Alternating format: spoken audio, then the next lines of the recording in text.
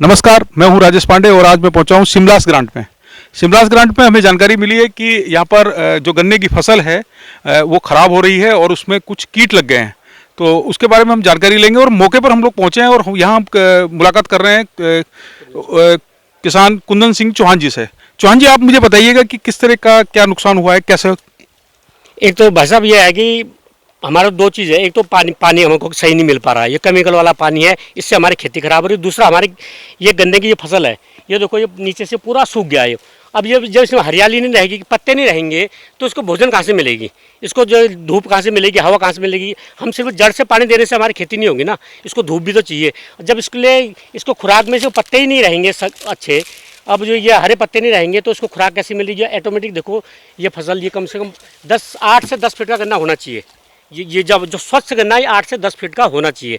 ये अभी देखो 3 से मुश्किल 4 फीट का है। मोटाई इसकी कुछ नहीं है, मोटाई सिर्फ उंगली के बराबर है। कम से कम इसकी मोटाई तो होनी चाहिए, हमारे हिसाब से ठीक ठाक होनी चाहिए। अब ये देखो इसमें काश्तकार क्या करेगा, देखो बीमारी लग गई। एक तो जड़ में लगती है इसकी बीमारी, गन्ना लाल पड़ता है। एक ऊपर फंगल से लगती है बीमारी, और लोग और ये उस ऊपर से भी लगी, नीचे से लग रही। कह रहे कोराजन डालो, वो डालो, इतनी महंगा काश्तकार कहाँ से डाल देगा।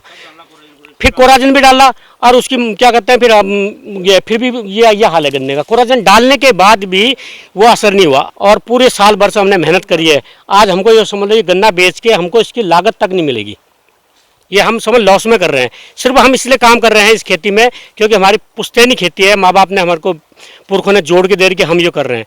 नहीं तो अदरवाइज हम किसी ठेके ही खेती करते, हम तो हाथ जोड़ कर आज खड़ी गन्ने की फसल इसी छोड़ने लायक है। ये आपकी जो कृषि है वो कितने बीघे में आपने गन्ना लगाया है? बस मैंने कम से कम 30-35 बीघे में गन्ना लगाया है। कुछ मेरी अपनी है, कुछ मैंने ठेके में लगाया हुआ है। तो जैसे आप तो वर्षों से खेती कर रहे हैं, तो आपको क्या लगता है कि पहले भी कभी कुछ इस तरह की बीमारी लगी है क्या? पहले तो आज से कुछ साल पहले तो बिल्कुल नहीं लगी थी ना। ये तो मैंने 4-5 साल से ज़्यादा ही हो गया। मुझे कम से कम 30-35 साल हो गए ज़मीन से जुड़े हुए काम। मैं खुद करता हूँ काश्तकारी, खुद बहुत अपना बीज अपने हाथ से छिड़कता हूँ, अपने हाथ से गन्ना लगवाता हूँ, अपने हाथ से कैसे कटिंग करनी है, कितनी मात्रा में खाद डालनी है, दवा डालनी है। क्योंकि कृषि का कैंप लगता है, हमारा बुरा जी लगाते हैं कैंप, उनके वहाँ बैठ के मैं जानकारी पूरी लेता हूँ, उसी के अनुसार मैं खेती करता हूँ। आज से मुझे 30-35 साल हो गए, मगर 2-4 साल से ये बिल्कुल खेती ऐसी हो गई है। अब केमिकल भी कितना, दवाई भी कितना डालें, दवाई में फिर कुछ दिन हमको असर पड़ेगी।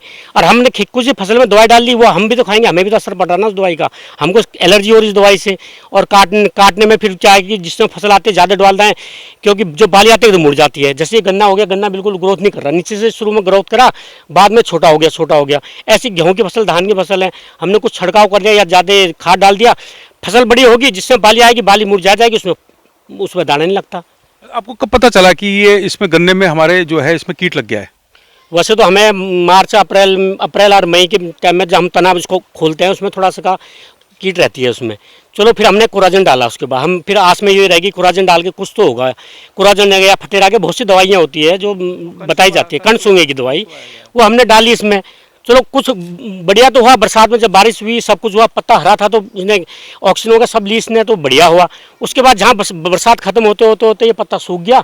अब ये सूखने के बाद तो कहाँ से खुराक लेगा ये। अच्छा, जब आपको पता लगा था अप्रैल के महीने में, जैसा आप बता रहे हैं कि अप्रैल के महीने में हमें इसमें कीट दिखाई दिया था, तो उस समय आपने कृषि विभाग से कुछ सूचना दी थी आपको? आपने बताया था उनको कुछ? नहीं, कैंप लगा, कैंप में तो हमने बताया ना कि उन्होंने कहा कि ये इस चीज़ का छिड़काव कराओ। बहुत से क्या कहते हैं यूरिया में डालने की दवाई आती है, कोई स्प्रे वाली होती है, हमने स्प्रे से भी करा और दवाई से भी। कुछ टुकड़े हमने स्प्रे वाली मारे, कुछ में हमने खाद में डाल के दवाई डाली। अच्छा, ये आपकी गन्ने की पहली फसल है, तो अगर आपको लगता है कि ये खराब हो रहा है, तो अब इसके बाद आपकी स्तर से इसका क्या निराकरण है? अब क्या करें, जब इसका बच्चा ही जड़ से खत्म हो गया है तो इसको आदमी क्या किस वेज में रखेगा, मेहनत भी करेगा, कितना बड़ा हो जाएगा।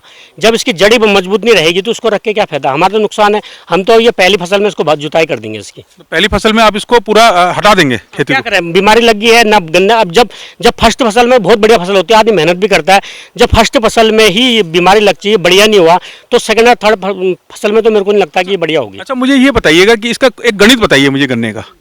आप जब आपने 30 बीघा खेती में आप गन्ना लगाएंगे तो उस समय आपका कितना खर्चा आ जाएगा, और आपको अगर ये फसल खराब हो रही है तो इससे आपको कितना नुकसान हो जाएगा? भाई साहब मेन चीज़ है, हम ये पहले तो 67 गन्ना आता था और 7 कुंटल के करीब लगता था 1 बीघे में। और आज जो ये 32 के कौन सा है, रसगुल्ला बोलते हैं जिसको, वो है 9 से 10 कुंटल गन्ना लगता है। क्योंकि वो मोटा गन्ना होता है, जो स्वच्छ गन्ना होगा मोटा होगा, लंबा होगा। जो मोटा गन्ना है उसका वेट ज़्यादा होगा, यानी कि 10 कुंटल गन्ना, 9 से 10 कुंटल गन्ना लगता है। जो हम अपने 1.5 गन्ना लगाते हैं, पहले से पुराने ज़माने तो 2 लगाते थे, गोश्त से भी डेढ़ गन्ना हम लगाते हैं। अब 10 कुंटल का वो लगाओ, फिर डाई लगाओ, उसकी जुताई लगाओ, और 1000-1500 रुपये वाले जो लेबर लगती है लगाने वाली वो ले लेते हैं, 300-400 रुपये वाले बैल वाले ले लेते हैं। यानी कि जो हमारी पहली फसल, हमको एक फसल हम तैयार करते हैं, समझो जो हमारी पहली फसल गन्ना कटेगा 1 बीघा का, वो सब लागत ही लागत मिलेगी। नहीं, लागत मिल जाएगी आपको पहली फसल में, और बाकी की 2 फसलें हैं वो आपका लाभ है। लाभ है उसमें, क्या कि जो दूसरी फसल जाएगी उसमें लाभ है, वो भी हम मेहनत करेंगे तो ऐसा नहीं कि हमने लाभ के कारण छोड़ दिया, मेहनत करेंगे, कुछ लागत भी लगाएंगे उसमें तो मिलेगी। जब हमारी पहली फसल में हो जाएगी तो दूसरी फसल हम जुताई करेंगे तो सब लॉस में जाएगा। अभी आपको लगभग कितना, आपको क्या आकलन है कि आपको कितना नुकसान हो रहा होगा? अब ये लगाओ कि भाई 80 कुंटल का, 80 से 83 कुंटल का, मैं खुद बता रहा हूँ, मैंने अपने खेत का, हर खेत का मैं नोट करता हूँ मेरे खेत में कितना है। पहली या दूसरी फसल में 80 से 83 कुंटल बीघा मैंने निकाला है। लोग तो 100 का बोलते हैं, 100 का तो मैं नहीं कहता, क्योंकि हमारी खेती थोड़ा रेतीली और पथरीली है। इसमें 80 से 83 कुंटल बीघा मैंने पहली और दूसरी निकाली है, और तीसरी मैंने 55 से 60 निकाली है। लोगों को तो किसी का कम आता है, किसी का कैसा है, मैं अपनी बात बता रहा हूँ। मैंने 55 से 60 कुंटल बीघा तीसरी मुंडी जो है वो निकाली है, और पहली निकाली है मैंने 80 से 83 कुंटल की। अब ये लगा मुश्किल से इसमें 40 कुंटल भी, पहली फसल में 40 भी नहीं होगा, यानी कि आधा का फर्क है। कितना लागत आपने लगाई थी अभी 30 बीघा में? अब 30 बीघा में कम से कम, 1 बीघे में तो कम से कम 7-8 हज़ार तो लगा, 8-24, यानी कि सवा लाख रुपए तो मेरा लगा, 1.25 से 1.5 के करीब मेरा इसमें लग चुका अभी इसमें। अब 1.5 लाख में तो क्या होगा, मेरे ख्याल से इसका 2-2.5 का गन्ना होगा तो क्या अब मिला, 2-2.5 में तो मेरी लागत भी मुश्किल से नहीं मिलेगी ना, क्योंकि जो कि तो मजदूरों को मैंने 1.25 लाख से ऊपर मजदूर को दे चुका, और दवाइयों को मजदूरों को दे चुका मैं। जो मेरे परिवार की जो हमने मेहनत करी है इसमें, वो तो मुश्किल ही है। कृषि विभाग के अधिकारी क्या कह रहे हैं? अब जब इसमें फसल में नुकसान हो गया है तो कृषि विभाग के अधिकारी क्या कह रहे हैं, उन्होंने क्या निराकरण बताया आपको? अब कृषि विभाग के अधिकारी तो आए थे, उन्होंने निरीक्षण करा, उन्होंने बताया कि ये दवाई हमने कहा ये डाली है। अब उनकी भी समझ में है, कुछ तो ये पानी, वो कह रहे कुछ पानी की एक कमी है, हमारा ये सारा ट्रीटमेंट प्लांट का लगे है नहीं लगे, देहरादून शिविर लेने का पानी यहाँ आ रहा है, इससे भी फर्क है। मुझे एक जानकारी मिली है कि जैसे आसपास के कुछ खेत हैं उनमें इस तरह का नुकसान नहीं हुआ है गन्ने को, तो क्या ये उसकी अलग किस्म है गन्ने की, या? क्योंकि ऐसा ना, शुरू में शिमलास में हो गया, या नागल बुलंदा वाला, या दूधली में हो गया, सबसे पहले जो देहरादून का पानी हमारे उधर ही लगता है, और हमारे उधर से कम से किसी के खेतों में गया, नीचे जाते जाते फिल्टर भी होगा वो पानी, और फिर किसी ने क्या हद से ज़्यादा मात्रा में दवाई डाल दी, चलो अच्छी फसल दिखा दी, फिर दूसरी फसल में उसका नुकसान नहीं है। हम तो जितनी दवाई की लिमिट है उसी हिसाब से हमने दवाई बनाई है। हद से ज़्यादा दवाई डाल देंगे, हद से ज़्यादा खाद डालेंगे, उपजाऊ फसल हो जाएगी, नुकसान फिर हो जाएगा, फिर खेती को भी ज़्यादा खाने की आदत मिल जाएगी ना। हमने खेती को, हम किसी को खुराक ज़्यादा दे देंगे, उसको ज़्यादा मिलेगी, हम तो जितना उसकी लिमिट है। अब मुझे ना थोड़ा सा पास ले जाके कोई पहचान बताओ कि क्या पहचान है इसकी, कि नुकसान की क्या पहचान है? अभी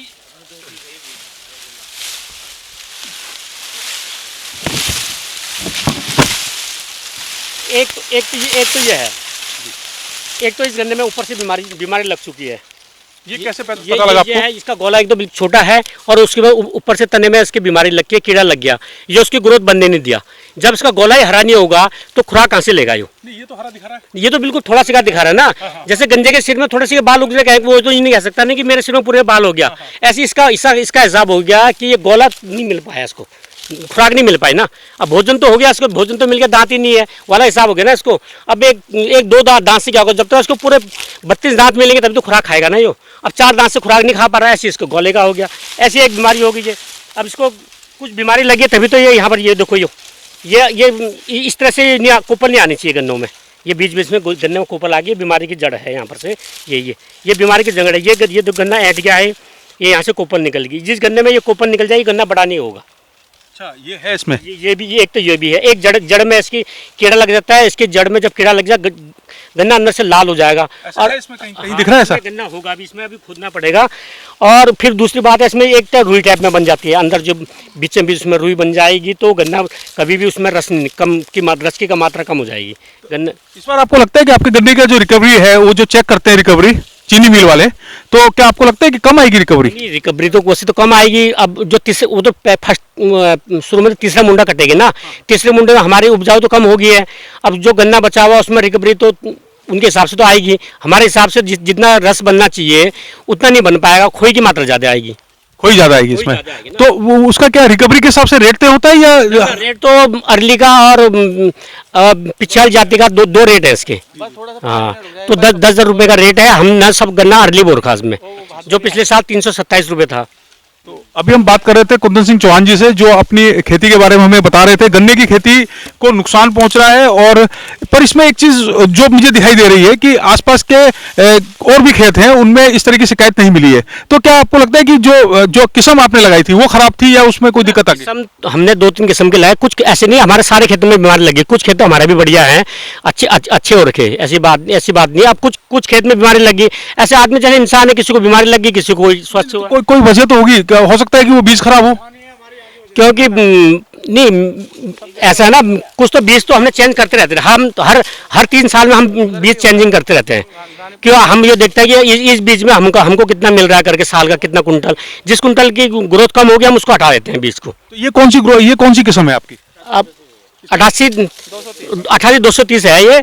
अब 2-3 साल से ये उपज कम दे रहा है गन्ना। अब आप बताइएगा सर मेरे को, धन सिंह जी, आप बताइए कि आपको क्या नुकसान हुआ है? अब नुकसान ही हो गया पूरा ही। अब गन्ना हुआ ही नहीं तो उतना क्या करें अब। तो आपने भी यही वाली 88? हाँ, ये 88-230 है ये भी ना। हाँ, यही बोया सारा। क्या 88-230 में ही दिक्कत आ रही है, या और किसी ना, वैसे खासकर इसी में आ रही दिक्कत। इसी में दिक्कत आ रही है? अच्छा, तो आपको भी नुकसान हुआ है, तो आप क्या करेंगे? अब आपका क्या निराकरण है आपके पास? अब क्या करेंगे, अब इसको उखाड़ेंगे, दोबारा से बोएंगे, अब दूसरा बीज लाएंगे कोई। तो आप लगभग कितना बीघा में खेती करते हैं? हमने भी बटाई में ले रहे कि मैं 30-35 बीघे है। तो आपको लगभग कितना नुकसान हो गया होगा इसमें? अब लगा नुकसान है पूरा। इसमें तो अपनी लागत भी नहीं निकलती, जो हमने लगा रखा वो भी नहीं होता इसमें तो। अब पहले उसमें तो कुछ भी 3 साल की फसल गई हमारी ये। आप तो धान भी बोते हैं? हाँ, धान भी बोते हैं। धान भी इस बार ऐसे ही मर गए, कहीं बारिश ने कर दिया, कहीं कुछ कर दिया ना। धान में भी नुकसान ही हो गया। अभी हम बात कर रहे थे धन सिंह बोरा जी से और कुंदन सिंह चौहान जी से, और दोनों किसानों से बात करके हमें ये लगा कि इस बार गन्ने की फसल को भी नुकसान पहुंचा है, और जो एक खास किस्म आपने लगाई है उसको नुकसान पहुंचा है। और धान की फसल तो इस बार आपदा की भेंट चढ़ गई, अतिवृष्टि की भेंट चढ़ गई है, और इस बार भी धान में भी काफी नुकसान किया है, तो हुआ है किसानों को। हाँ सर, आप क्या कुछ कहना चाह रहे हैं?